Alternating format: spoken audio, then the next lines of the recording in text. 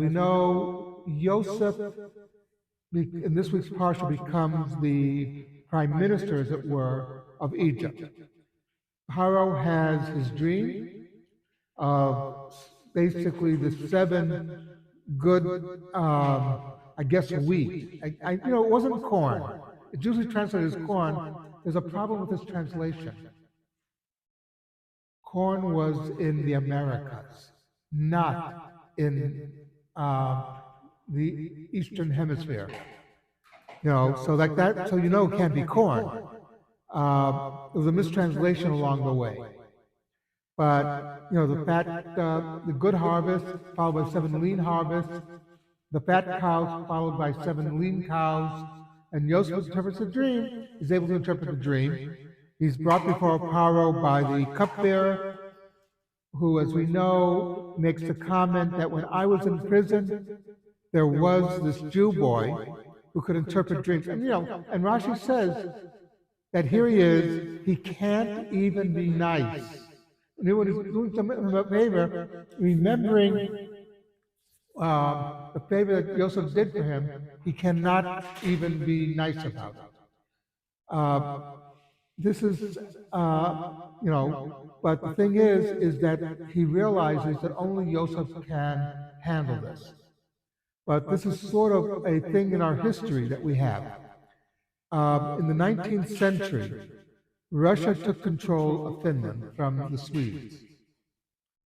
And the Tsar, I think it was Alexander, who was notoriously anti-Semitic. His philosophy was he would have 1/3 of the Jews emigrate, 1/3 starvation, 1/3 conversion. And he implemented the draft of young Jewish boys that would serve 25 years in the Tsarist army, hoping that would make them stop being Jewish. They would become like Russians. But he also made a promise that they could settle anywhere in the empire they wanted to. They were not restricted to the Pale of Settlement. Russia gets control of Finland.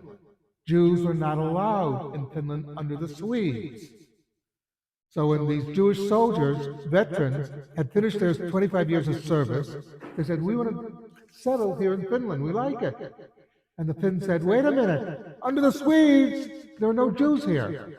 And the Tsar said, they served me for 25 years. They can live wherever they want.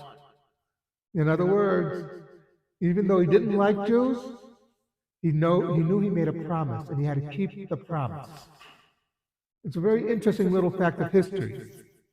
And this teaches you something, that even if someone doesn't like you, but he does the right thing, you have to give him some kavod, some honor. You don't have to, make him a big dinner or whatever, but you have to mention he did the right thing. He kept his word. It took the cupbearer a little while, but he kept his word that he got Yosef out of prison. Even though it's very clear he doesn't like Yosef, because Yosef is a Jew.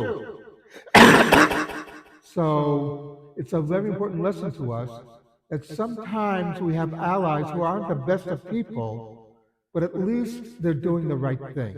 And it's better to have somebody who does the right thing, even if they don't like you, than somebody who likes you, but who tells you they like you and honors you and all this, and then when you need them, they're not around. Something to think about.